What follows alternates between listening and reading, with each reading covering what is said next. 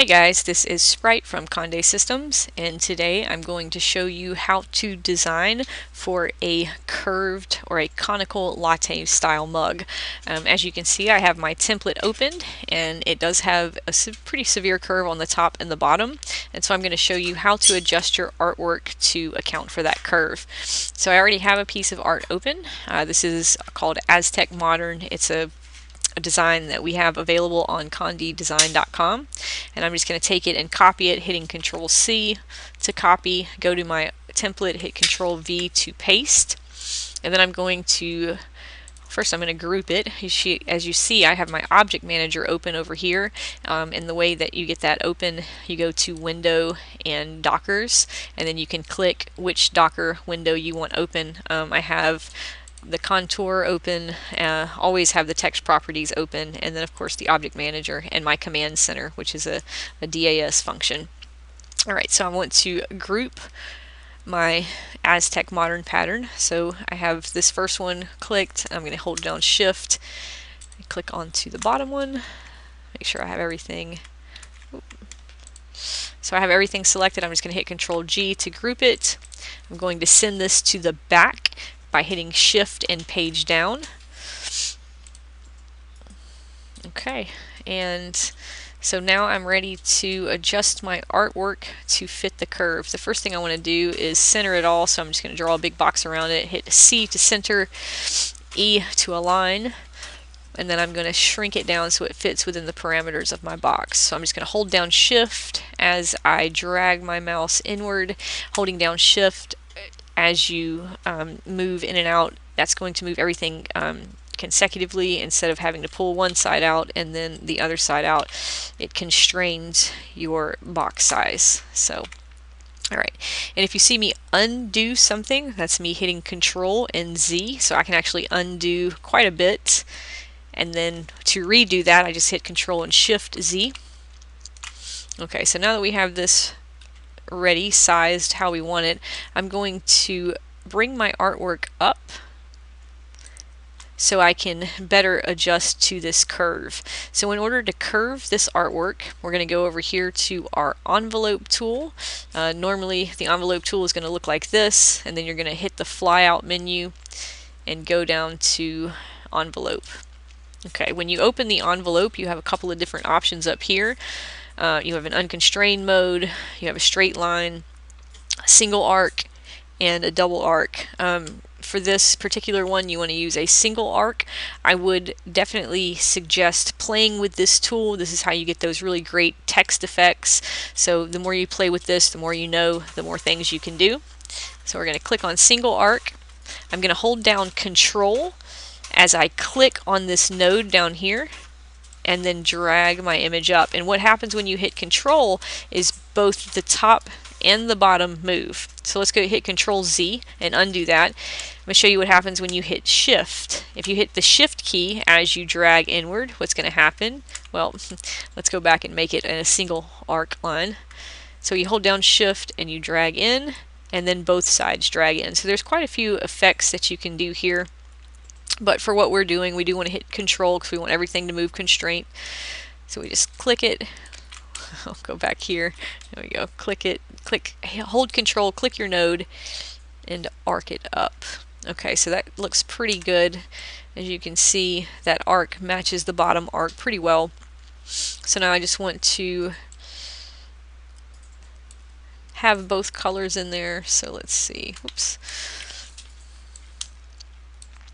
Just going to kind of position it in my template where I want it. I think that's good. Then I'm going to right click on the image, and you can power clip inside. Or if you want to go a different way, you can click on the template and then hold Shift, click on the background image, and intersect them. Okay.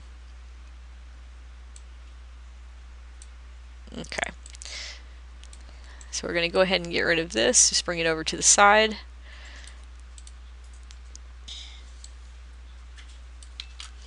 No, it looks like we are going to have to power clip it in. As you guys can see, sometimes the intersect doesn't work, and as you can tell, it really kind of, I don't know what happened there. That's alright. So we'll just delete this one. We will right click on our image, go to power clip inside, click on our line, and there we go. Okay. Alright, now to put text in here, you're going to do just about where you're going to do the same thing. So let's say we have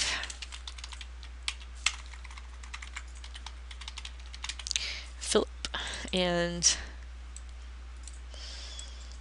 let's find a good font for him.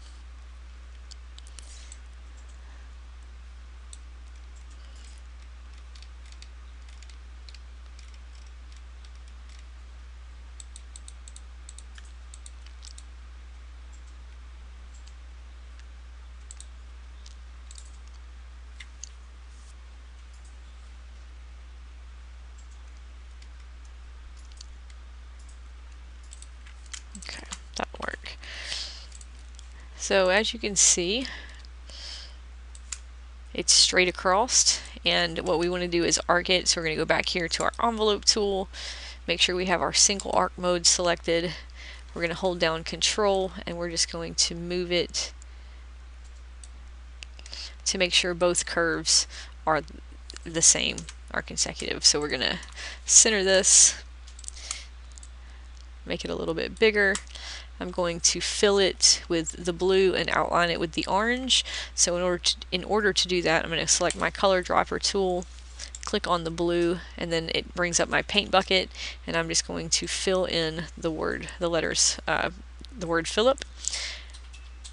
Now I'm going to go back to my pick tool, go back to my eyedropper, click the orange, and when the box becomes an outline, that means that you are ready to fill the outline. So it's an outline there, and it gave the word Philip an outline. So now I'm going to make that outline a little bigger by double clicking down here. I think a 2 or 3 point, we'll try 2 at first. I want it behind my fill, and I also want it to scale with my object. Let's say okay. Yeah, let's make it a little bit bigger.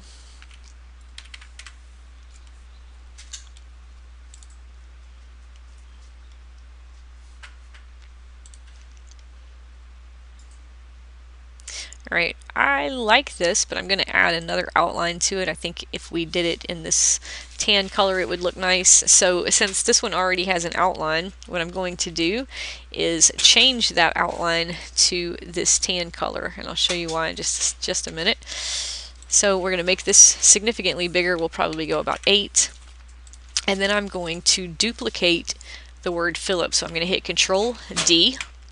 And now I can change the outline color and change the outline size, and it looks like I have a double filled or a double outlined text.